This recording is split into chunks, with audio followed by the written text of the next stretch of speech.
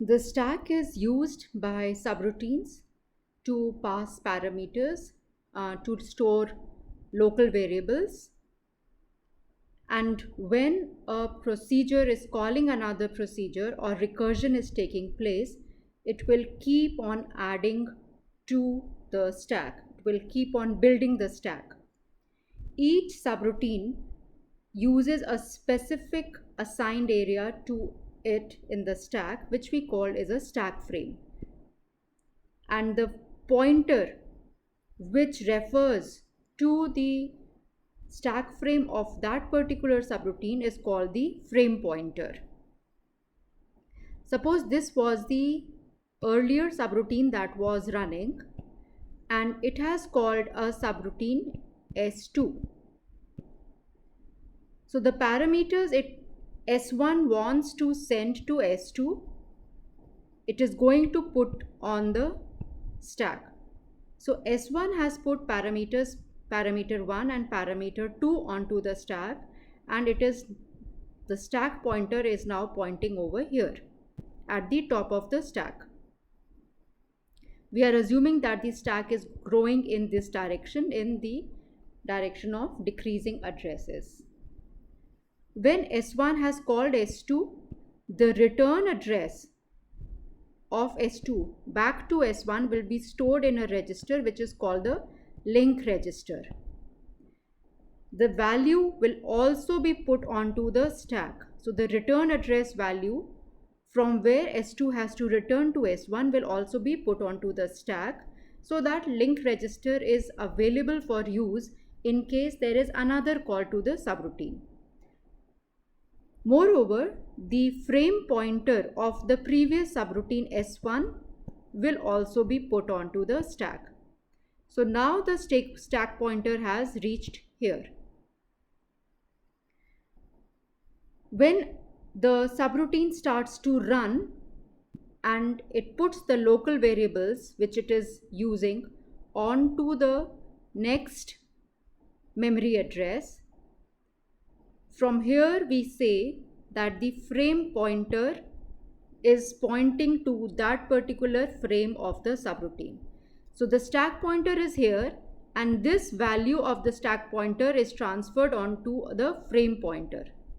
The frame pointer is another processor register which stores the address of the current frame that is being accessed. This frame pointer address will remain fixed. So suppose if this was 2050, this will remain fixed, which is pointing to the current stack frame, while the stack pointer will keep on decreasing as the stack grows. So these are the local variables of the subroutine which are being used by subroutine S2.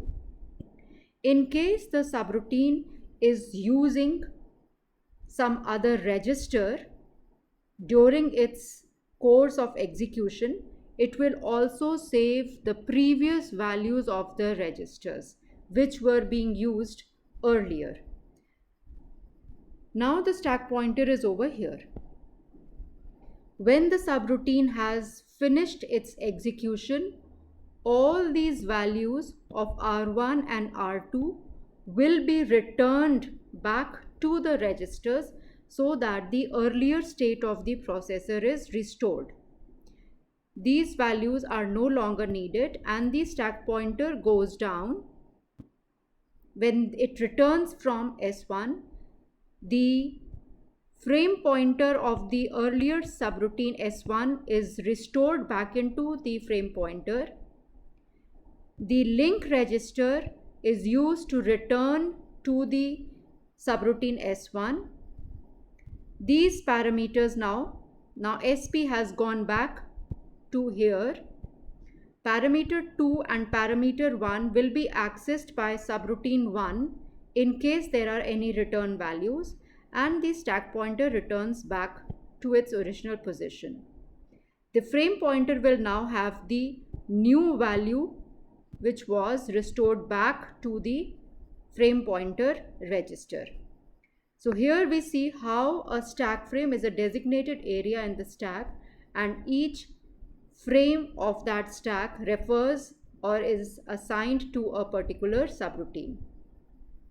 Using this frame pointer, it can access any particular value. So frame pointer -4 would give you the value of the local variable. Frame pointer -8 can give you the value of the local variable 2. Frame pointer +4 will give you the value of the previous frame pointer. Frame pointer +8 can give you the value of the return address, and so on.